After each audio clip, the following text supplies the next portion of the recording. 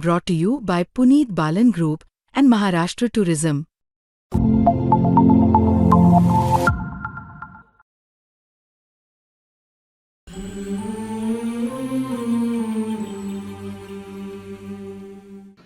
तुम्ही सगळ्यात रिलॅक्स होतात. तुम्ही म्हणालात की बरं झालं आता निवडणुकीनंतरची सभा मला पाहिजे ते मी बोलू शकतो. तर लोक ऐकायला येतात. राग येत नाही की ऐकायला येतात, टाळ्या वाजवतात, बरोबर आहे असं म्हणतात आणि तरी सुद्धा मतदानाच्या वेळेस मात्र आमच्या बरोबर उभे राहतात. काय आहे, माझी जर पार्श्वभूमी राजकारणाची नसती, म्हणजे राजकीय घरातली नसती, माझी पार्श्वभूमी ही जर समजा शिवसेना ज्या घरात जन्माला आली आणि वाढली त्या घरातली नसती तर मे बी कदाचित मला सेटबॅक बसला असता किंवा त्रास झाला असता. पण ही गोष्ट मी लहानपणापासून पाहत आलोय. बाळासाहेबांच्या सभांना गर्दी व्हायची, मतदान व्हायचं नाही. आणि हा काळ खूप मोठा होता. साधारणपणे 66 ते 85 पर्यंतचा सगळा काळ होता तो. त्यावेळेला पडलेले उमेदवार जे असायचे ते यायचे, रडायचे, बिरायचे. सगळं मी लहान असताना मी सगळं डोळ्यासमोरून पाहिलंय, अनुभवलंय.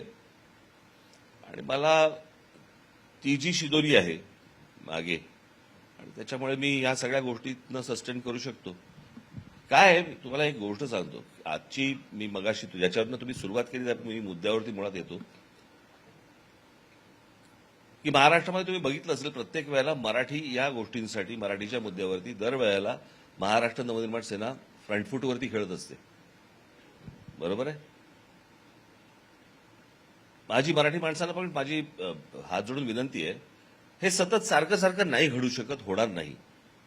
उद्या जर समजा महाराष्ट्र नवनिर्माण सेना या राजकीय किंवा या राजकारण्यांनी, सरकारांनी, इतरांनी हे जर संपवायचा प्रयत्न केला तर ह्याच्यामध्ये मी नाही अडचणी देणार आहे. याच्यापुढे मराठी माणूस अडचणी देणार. कारण ही सगळी माणसं कोणी त्यांची बाजू घेणार नाहीत. हे सगळे लोक जे बाहेरून आलेले आहेत त्यांचा पहिला विचार करणार.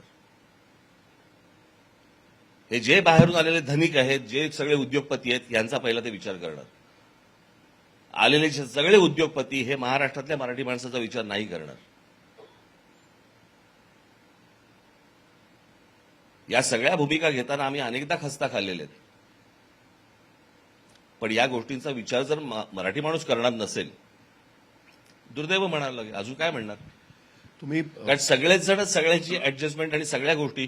परंतु मी ज्या वेळेला मराठी हाचा मुद्दा ज्या वेळेला येतो त्यावेळेला माझ्यासाठी कुठचेही माझे संबंध, कोणाशी असलेली मैत्री असेल, काही असेल, मी पाहत नाही, मी बघत नाही. माझ्यासाठी मराठी माणूस हा पहिला प्रेफरन्स असतो.